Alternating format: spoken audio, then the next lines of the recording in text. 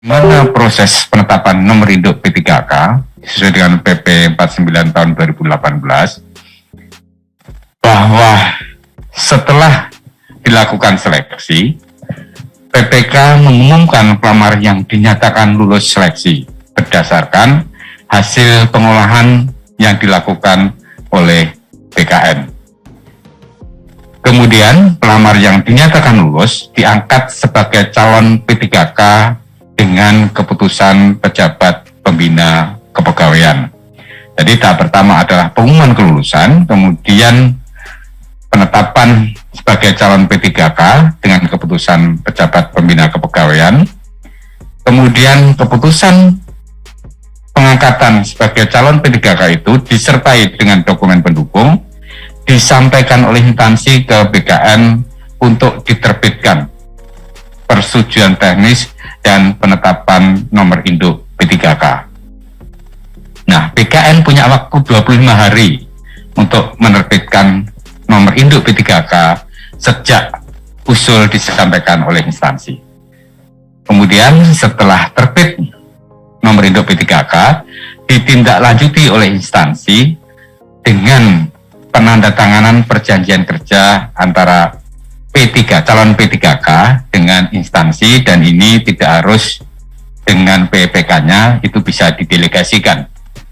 Kemudian instansi menerbitkan surat keputusan pengangkatan P3K, dan selanjutnya instansi menerbitkan surat pernyataan melaksanakan tugas. Walaupun tertulis PPK, namun untuk penandatanganan perjanjian kerja, kemudian penerbitan surat pernyataan melaksanakan tugas itu bisa didelegasikan. Lanjut. Terus saja, saya kira ini tidak terlalu lanjut, Mas. Tadi sudah sampaikan di depan. Nah, Bapak Ibu sekalian yang saya hormati, rekan-rekan media, bahwa setelah dilakukan pengumuman, kemudian peserta yang dinyatakan lulus melakukan pemberkasan ke instansi. Nah, pemberkasan ini, usul penetapan NIP berdasarkan pemberkasan yang sudah disampaikan oleh peserta yang dinyatakan lulus ke BKN, ini diupload atau diunggah melalui aplikasi Doku Digital .bkn.go.id. Jadi prinsipnya, untuk penetapan nomor induk ASN sejak tahun lalu itu kita sudah paperless, jadi tidak ada lagi dokumen fisik yang mundar-mandir antara instansi dengan BKN, termasuk pertimbangan teknis penetapan nomor induk P3K juga tidak lagi menggunakan tidak lagi berupa dokumen fisik. Jadi bahkan penandatanganannya pun karena tidak dokumen fisik, maka kita menggunakan tanda tangan digital. Lanjut.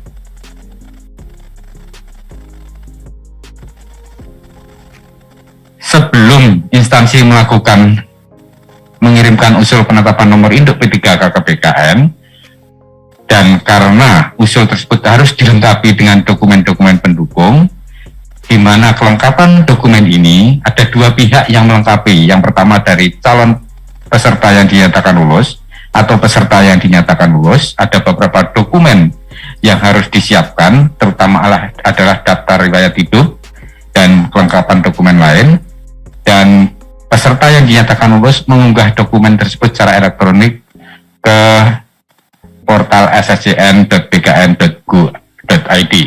Kemudian dari sisi instansi, lanjut. Mohon maaf, ini beberapa kelengkapan dokumen yang harus diupload oleh peserta yang dinyatakan lulus. Ada sekian banyak dokumennya, termasuk surat pernyataan 5 poin, surat pernyataan bersedia ditempatkan dimanapun di seluruh wilayah kerja Indonesia, surat pernyataan dan surat pernyataan yang lainnya.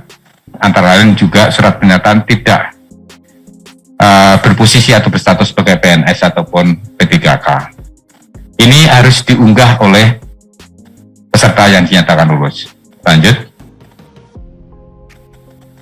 Kemudian berdasarkan dokumen kelengkapan dokumen tadi, maka instansi menyampaikan usul penetapan nomor induk P3K melalui SHPK. Lanjut. Di sisi lain, instansi harus mengunggah dokumen untuk penetapan nomor induk, antara lain surat pengangkatan calon P3K, surat pengantar usul penetapan nomor induk, dan seterusnya sampai dengan daftar peringkat nilai seluruh peserta ujian.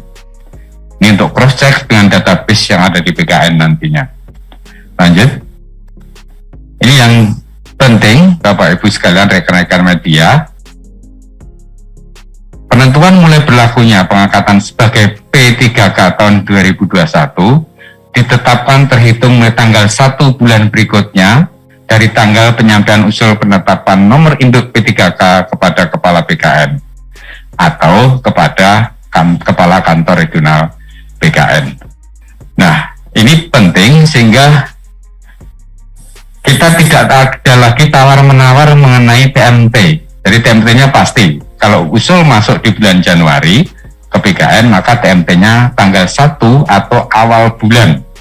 Kalau tanggal 1-nya tanggal merah, tanggal 1 bulan berikutnya, yaitu di bulan Februari. Kalau usul masuk di bulan Desember, maka TMT-nya di tanggal 1 bulan Januari. Nah, berkenaan dengan ini, kami mohon bagi instansi untuk menyampaikan usul jangan di tanggal-tanggal akhir bulan. Itu merepotkan kami untuk memproses dan menetapkan nomor induknya. Lanjut. Saya kira ini hanya SOP di PKN, ada batas waktu 25 hari bagi PKN untuk menerbitkan nomor induk P3K. Lanjut. Kemudian, instansi punya waktu 30 hari kerja setelah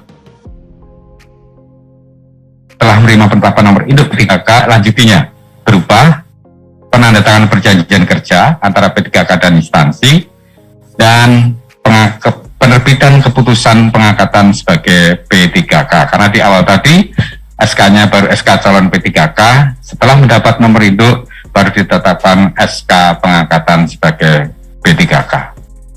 Lanjut.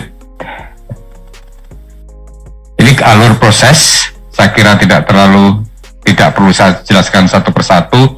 Ini adalah resume atau gambaran dari apa yang sudah saya sampaikan tadi, mulai dari lulus seleksi, kemudian apa yang harus diproses oleh yang bersangkutan, peserta yang dinyatakan lulus, dan apa yang harus dilakukan oleh pengelola kepegawaian instansi, kemudian apa yang selanjutnya dilakukan oleh PKN maupun kantor regional PKN sampai dengan diterbitkan penetapan nomor induk P3K berupa dokumen pertimbangan teknis, dan seluruh proses ini kita lakukan dalam satu sistem yaitu SHPK dan beberapa sistem pendukung lainnya. Saya kira ini beberapa hal yang dapat saya sampaikan untuk proses persiapan penetapan nomor induk P3K. Terima kasih. Wassalamualaikum warahmatullahi wabarakatuh. Om Santi Santi Om, Salam, dan